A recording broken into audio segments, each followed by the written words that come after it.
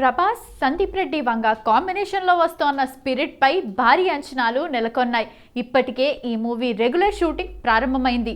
అయితే సినిమా నుంచి ఏ చిన్న అప్డేట్ ఇవ్వకపోగా, అలాగే ప్రభాస్ లుక్ లీక్ కాకుండా ఉండేందుకు దర్శకుడు సందీప్ రెడ్డి వంగ ప్రత్యేక చర్యలు తీసుకుంటున్నారని పరిశ్రమలో టాక్ వినిపిస్తోంది.